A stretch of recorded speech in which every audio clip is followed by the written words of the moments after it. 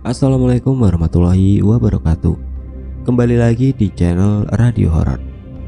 Sebelum kita mulai ceritanya, saya minta dukungan dari teman-teman dengan cara klik tombol subscribe channel ini. Dan jangan lupa nyalakan juga lonceng notifikasinya, agar teman-teman semua tidak ketinggalan cerita-cerita baru dari channel ini. Untuk kisah kali ini ada sebuah cerita yang ditulis oleh akun Twitter yang bernama @bristory. Dan untuk kisah yang akan saya bawakan kali ini yaitu kisah yang berjudul Cekam Apartemen Jakarta bagian kedua. Dan bagi teman-teman yang ingin membaca langsung ceritanya, nanti silahkan kunjungi saja link yang saya sertakan di kolom deskripsi. Dan seperti apa untuk kisah kali ini, langsung saja kita simak berikut ini. Seringkali dalam kondisi tertentu kita terpaksa harus tinggal di suatu tempat, walau sebenarnya tinggal di situ sangat menguji ketahanan nyali. Salah satu teman akan bercerita pengalaman ketika terpaksa tinggal di salah satu apartemen. Beberapa hari sebelumnya, ya udah sih lo nginep di apartemen gua aja dulu sampai dapat kosan yang baru. Ribet banget hidup lo. Takut aku, Hes. Takut apaan deh? Takut malah betah. Ntar nggak pindah-pindah aku. Alah, kalau betah ya syukur lo bisa nemenin gua kan. Serius, kan udah gua bilang dari dulu, lo tinggal bareng gua juga nggak apa-apa. Itu percakapan aku dan Hesti, salah satu teman dekatku di kampus. Kami satu jurusan di salah satu universitas swasta di Jakarta. Awal tahun 2019, percakapan ini terjadi, di mana semuanya bermula. Aku Hera, asal Surabaya, sedangkan Hesti Mojang Priangan. Diawali dengan aku yang harus meninggalkan tempat kos yang sudah aku tinggali selama 2 tahun lamanya. Ada satu alasan yang memaksaku untuk harus keluar dari tempat kos itu, lalu pindah ke tempat lain. Karena itulah, akhirnya bercerita kepada Hesti mengenai hal ini. Aku harus mencari tempat tinggal baru di Jakarta. Seperti yang sudah aku bilang di awal tadi, akhirnya Hesti malah menawarkan untuk tinggal di apartemen tempatnya tinggal. Dia bilang untuk sementara sampai aku dapat tempat kos yang baru. Walaupun dia akhirnya juga bilang kalau mau tinggal di sana seterusnya juga nggak masalah. Tapi entahlah, aku tipikal orang yang nggak mau menyusahkan atau merepotkan orang lain. Makanya dalam hal ini aku lebih memilih untuk sementara saja, sampai dapat tempat kos yang baru. Ya, pada akhirnya aku mengiyakan untuk tinggal di apartemen Hesti. Ya udah, besok lo bawain deh barang-barang lo sekalian, tapi gua ke Bandung ya, lo pegang aja nih kuncinya. Hesti bilang begitu, menyuruh aku untuk langsung pindah dan tinggal di apartemennya segera. Singkatnya, pada suatu hari di awal tahun 2019, aku benar-benar pindah ke apartemen Hesti. Hari Kamis, waktu itu gak ada perkuliahan sampai akhir pekan. Kebetulan, Hesti sedang ada acara di luar kota, memaksa aku untuk datang dan pindah sendirian. Selesai, akhirnya sudah aku pindahkan semua barang-barangku di salah satu kamar di dalam apartemen. Karena niatnya sementara, jadinya gak semua barang aku bongkar. Hanya yang aku perlukan saja yang dikeluarkan. Sisanya tetap berada di dalam kotak-kotak kardus. Apartemen Hesti ini letaknya di Jakarta Selatan, gak terlalu jauh dari Patung Pancoran. Di dalam kawasannya berdiri belasan tower apartemen yang menjulang tinggi. Ya, apartemen yang cukup terkenal pokoknya. Unit yang dipunya Hesti cukup besar, punya 2 kamar tidur, ruang tengah yang besar juga, ada balkonnya pula.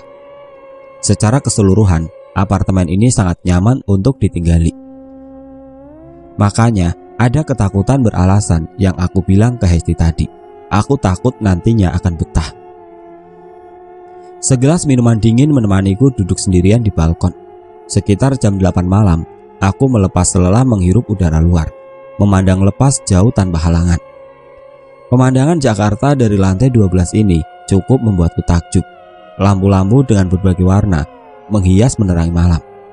Lampu kendaraan terlihat warawiri menyusuri jalan ibu kota. Cukup lama aku menikmati momen itu, sampai akhirnya gak terasa jam sudah menunjuk ke angka 11. Tinggal di apartemen besar ini sebenarnya agak sedikit membuatku was-was. Walaupun menurut teman-teman, aku termasuk orang yang pemberani, tapi tetap saja nyaliku agak sedikit bergetar ketika sedang berada di tempat baru seperti ini, sendirian pula. TV di ruang tengah aku biarkan terus menyala, walaupun sama sekali nggak aku tonton. Begitu pula dengan lampu-lampu, sengaja aku nyalakan semua. Sampai ketika aku pengen pipis. Dengan begitu aku harus meninggalkan balkon, lalu masuk menuju toilet. Nah, ketika aku sampai di toilet, ada satu keanehan yang terjadi. Aku sangat yakin kalau sebelumnya sudah menyalakan lampu di dalam toilet. Aku memang sengaja membiarkannya terus menyala. Tapi ketika aku lihat, ternyata lampu toilet dalam keadaan mati. Gelap jadinya. Ya sudah, aku menyalakan lagi lalu masuk.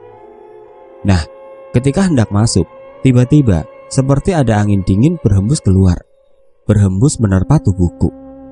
Bingung, itu angin apa? Angin dari mana? Dan itu memang jelas-jelas hembusan angin. Gak terlalu ambil pusing, aku lalu meneruskan untuk masuk dan menyelesaikan buang air. Ketika berada di dalam toilet, aku membiarkan pintu tetap terbuka. Gak berani menutupnya.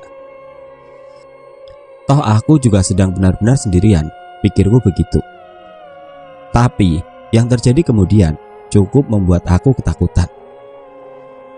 Ketika masih duduk di atas kloset, tiba-tiba aku melihat seperti ada sesuatu yang melintas di depan pintu, di luar toilet di ruang tengah, bergerak dari kiri ke kanan, dari pintu apartemen menuju balkon. Sekilas aku melihatnya seperti objek bergerak berwarna putih, setinggi orang dewasa, berkelebat melintas. Jantungku langsung seperti berhenti berdetak. Apa itu? Setelahnya aku berdiam selama beberapa puluh detik lamanya, menerka-nerka apa yang baru saja melintas. Mati-matian aku coba kumpulkan nyali, memupuk keberanian untuk berdiri dan keluar. Aku sangat ketakutan, dan ada alasannya. Karena belakangan aku seperti tersadar kalau objek yang sekelebat melintas tadi bentuknya mirip sekali dengan satu makhluk seram yang sangat aku takutkan. Bentuknya sangat mirip dengan pocong. Dalam diam aku berharap kalau aku salah lihat. Aku berharap hanya berhalusinasi. Aku berharap itu bukan pocong. Nekat, perlahan akhirnya aku mulai berdiri, lalu melangkah menuju pintu. Pintu toilet ini letaknya di tengah. Kalau menoleh ke kanan akan terlihat balkon. Ke kiri pintu keluar. Nah, ketika sudah persis berada di pintu, perlahan aku menoleh ke kanan. Di balkon, aku melihat sesuatu yang dari tadi membuatku ketakutan, walau hanya dalam pikiran. Namun kali ini, aku benar-benar melihatnya secara langsung. Di balkon yang pintunya aku biarkan terbuka, berdiri satu makhluk yang bentuknya terlihat cukup jelas. Sosok putih kusam, setinggi orang dewasa, berdiri diam dengan lilitan tali yang melingkar di beberapa bagian tubuhnya. Ya, aku melihat ada pocong sedang berdiri di balkon. Gak bisa melihat wajahnya secara jelas, tapi dapat dipastikan kalau pocong itu berdiri menghadap ke dalam. Berdiri menghadap aku, menatap. Sontak aku menangis dalam diam.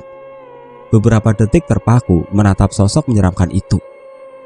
Entah beberapa detik kemudian, aku akhirnya seperti tersadar, lalu mengalihkan pandangan dari balkon. Kemudian sambil menunduk, aku bergerak mendekat meja ruang tengah, meraih ponsel. Setelah itu perlahan melangkah menuju pintu, berniat untuk melarikan diri keluar. Aku bergegas keluar, pergi menjauh. Pintu apartemen masih dalam keadaan terbuka karena aku melangkah cepat menuju lift, berlari kecil menyusuri lorong. Dan entah penasaran atau gimana, bodohnya aku malah menoleh ke belakang, melihat ke arah pintu apartemen. Ternyata pocong sudah berpindah tempat. Dia terlihat berdiri di depan pintu, di lorong, berdiri memperhatikan aku. Aku menekan tombol lift berkali-kali agar cepat terbuka. Ketika pada akhirnya sudah sampai di depannya, syukurlah, akhirnya pintu lift terbuka. Lalu aku masuk ke dalamnya. Seram, ketika pintu lift masih dalam proses menutup, aku masih bisa melihat pocong itu di kejauhan. Dia masih berdiri di depan pintu apartemen. Malam pertama yang seharusnya menginap di apartemen Hesti Malah aku habiskan dengan bermalam di tempat kos temanku yang lain. Malam menyeramkan itu merupakan malam yang sangat menakutkan buatku. Setelahnya, aku gak berani tinggal di situ sendirian. Setelah Hesti kembali dari Bandung, aku baru berani untuk tinggal di situ lagi. Tapi tetap saja masih terus merasakan trauma. Ketakutan tetap terus ada. Aku belum menceritakannya kepada Hesti. Aku pikir toh hanya sementara tinggal di sini. Nanti saja akan aku cerita semua kalau sudah pindah ke kos baru. Berikutnya, hari terus bergulir. Aku masih tinggal berdua dengan Hesti di apartemennya. Ya, itu tadi. Harus selalu ada Hesti. Aku gak mau tinggal sendirian. Pokoknya gak mau.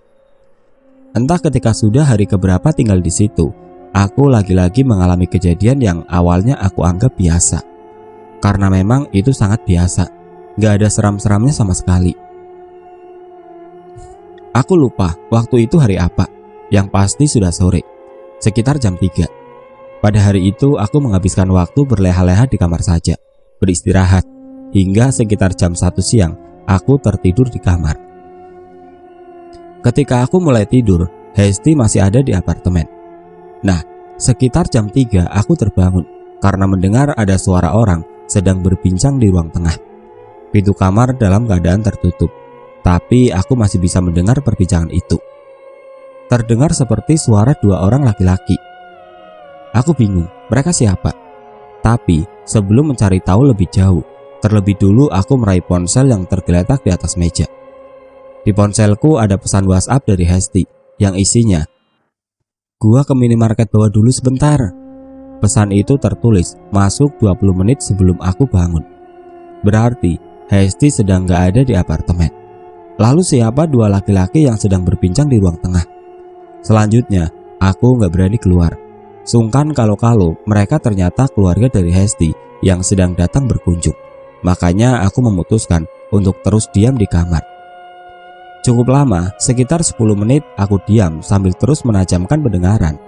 Coba untuk menangkap isi perbincangan di luar. Hanya gumaman-gumaman yang diselingi dengan tawa tertahan. Itu pun seringkali ada jeda hening cukup lama. Ya sudah, akhirnya aku menghabiskan waktu dengan membuka ponsel. Namun, beberapa menit kemudian, perhatianku kembali teralihkan. Karena tiba-tiba, suara perbincangan di luar menghilang cukup lama. Kira-kira beberapa menit. Kok tiba-tiba sepi? Aku lalu berdiri, berjalan menuju pintu. Gak membukanya, tapi mendekatkan telinga untuk mencoba menajamkan pendengaran. Tapi gak ada apa-apa. Sepi yang ada. Ruang tengah seperti kosong. Kemana 2 orang tadi? Nah, kemudian aku mendengar ada suara pintu terbuka, pintu depan. Terdengar suara langkah masuk. Tiba-tiba, pintu kamar yang ada aku di dalamnya terbuka. Ada yang mendorongnya dari luar. Ah, ternyata Hesti. Kaget aku, Hes, ucapku. Maaf, gue pikir lu masih tidur. Ngapain lu berdiri depan pintu? Tanya Hesti. Kemudian aku ceritakan semuanya tentang mendengar ada 2 orang laki-laki tadi. Oh, itu om gua. Kadang dia mampir ke sini kok. Begitu jawaban Hesti dengan sedikit terbatah. Ya sudah, gak ada pertanyaan lebih lanjut. Laki-laki itu tadi ternyata omnya Hesti. Sebentar aja Hera, tenang aja. Paling lambat jam 11 gue udah balik. Pada suatu malam sekitar jam 7, Hesti bilang begitu. Dia berencana untuk jalan keluar bersama pacarnya. Aku tentu saja awalnya gak setuju. Sempat bilang kalau begitu aku pergi juga. Kemana saja, yang penting gak di apartemen sendirian, aku takut. Enggak lah, lu gak usah pergi. Gue usahain deh jam 10 udah balik. Lu parno amat sih. Udah, lu gak usah kemana-mana deh. Ya sudah, dengan berat hati aku mengiyakan. Aku pikir toh Hesti akan pulang malam ini juga. Begitulah, akhirnya Hesti pergi, meninggalkan aku sendirian sekali lagi. Malam terus bergulir. Sudah hampir jam 11, aku masih duduk di balkon, menghabiskan waktu menunggu Hesti yang belum juga datang. Was-was dan kecemasan tentu saja terus melintas. Masih trauma dengan kejadian pocong waktu itu. Tapi karena sebelumnya hari sudah sangat melelahkan, akhirnya aku memutuskan masuk kamar. akan coba memaksa diri untuk tidur. Agak kesal karena Hesti nggak menepati janji. Sudah beberapa kali aku WhatsApp, tapi jawabannya selalu OTW. Entah OTW kemana, aku kesal. Ya sudah, akhirnya aku masuk kamar. Setelah sudah di dalam kamar, kali ini aku menutup pintunya. Takut kalau ada yang melintas lagi depan pintu. Aku membiarkan lampu dalam keadaan menyala terang. Namun aku tetap memaksa mata untuk terpejam. Syukurlah, ternyata nggak ada hambatan. Nggak lama kemudian, aku terlelap. Mengucek-ucek mata, tiba-tiba aku terjaga. Langsung meraih ponsel. Ternyata sudah hampir jam 1. Hanya sekitar 2 jam saja aku sempat terlelap.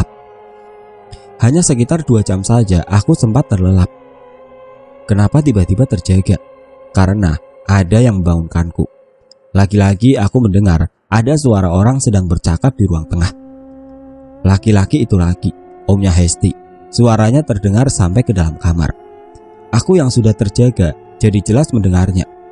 Namun kali ini lawan bicaranya bukan laki-laki, tapi perempuan. Dan perempuan ini dapat dipastikan bukan Hesti, karena aku sangat mengenali suara dia. Omnya Hesti dan teman perempuan ini terlibat percakapan yang enggak terlalu intens, sesekali saja, dan itu pun hanya tektok beberapa kalimat pertanyaan yang jawabannya hanya iya dan enggak. Aku juga berasumsi kalau Hesti belum pulang karena enggak mendengar suaranya sama sekali. Aku belum berani untuk bangun dari tempat tidur atau berusaha mendekat ke pintu. Dengan begitu akan dapat lebih jelas mendengar suara mereka. Aku belum berani, khawatir mereka akan sadar kalau sedang ada aku di dalam kamar. Ya, aku berasumsi mereka nggak tahu aku ada di sini. Hesti, ommu datang lagi nih. Ada temannya juga cewek. Aku nggak enak. Kamu katanya mau balik, kok belum sampai juga sih? Pesan WhatsApp aku kirim ke Hesti dengan sedikit mengomel. Karena sudah hampir jam 1, dia belum pulang juga. Ya wajar saja aku WhatsApp dia. Aku jadi nggak nyaman tinggal di apartemen miliknya ini dengan nggak ada tuan rumah. Ditambah ada om dia yang tiba-tiba datang dengan membawa teman. Aku jadi nggak enak hati. Cukup lama pesan WhatsAppku nggak dijawab oleh Hesti. Sebelum akhirnya sekitar 15 menit kemudian ada pesan masuk. Om gua yang mana? Pesan pendek Hesti bertanya seperti itu. Om kamu loh, kamu kan bilang kemarin kadang-kadang ommu datang sebentar. Gimana sih? Jawabku. Oh, om gue yang itu. Iya ya, biarin aja Ra. Lo di kamar aja. Dia gak bakalan notice kalau lo ada di kamar. Lo gak usah keluar. Dia bawa temen sekarang. Cewek lagi ngobrol tuh di ruang tengah. Temen cewek? Oh iya ya, dia kadang bawa temennya. Udah, lo di kamar aja ya, jangan keluar. Bentar lagi gue pulang. Begitu Hesti bilang. Ya udah, aku di kamar aja nih. Tapi kamu buruan pulang dong. Nggak enak aku ngumpet gini. Gimana coba kalau ommu sampai tahu kalau ada aku di dalam kamar? Enggak lah, om gua nggak akan sadar kalau lo ada di situ. Udah, lo diam aja. Gue balik sekarang. Percakapan selesai. Aku turuti apa yang Hesti bilang. Tetap diam di kamar menunggu sampai dia pulang.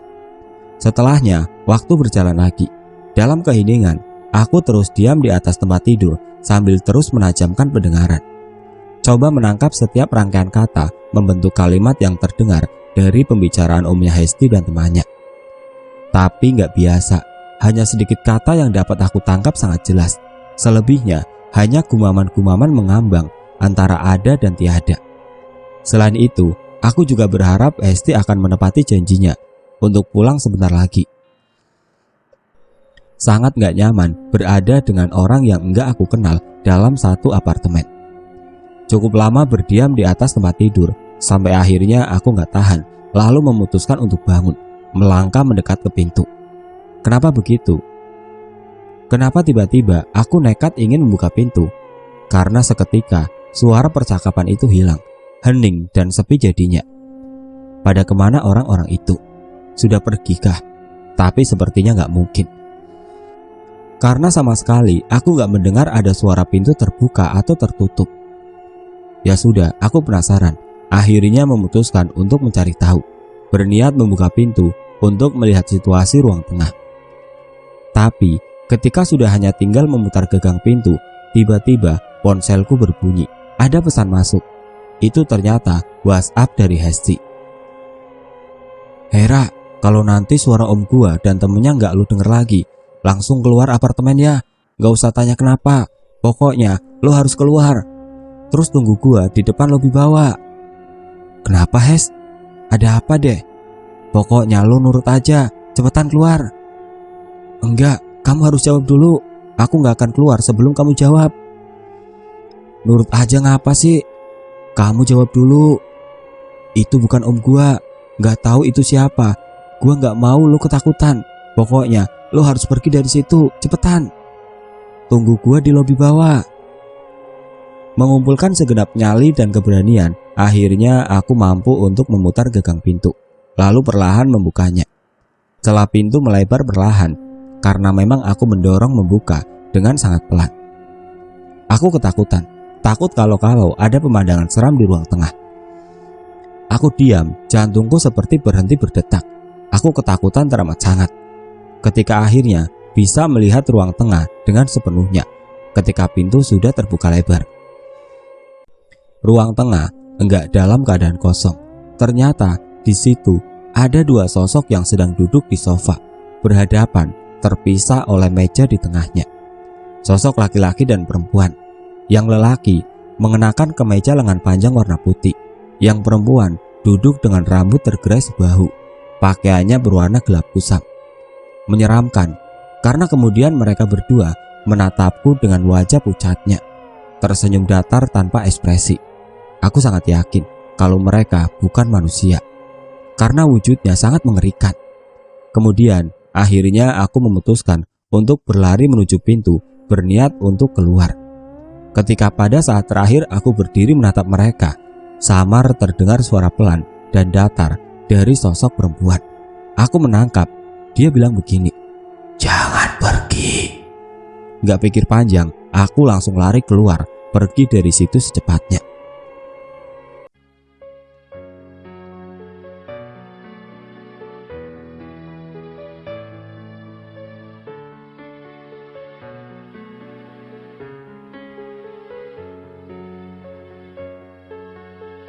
Dan sekian dulu untuk kisah kali ini.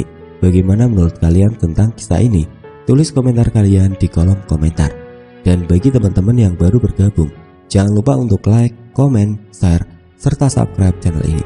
Dan nantikan kisah-kisah horor berikutnya tetap di channel Radio Horor. Wassalamualaikum warahmatullahi wabarakatuh.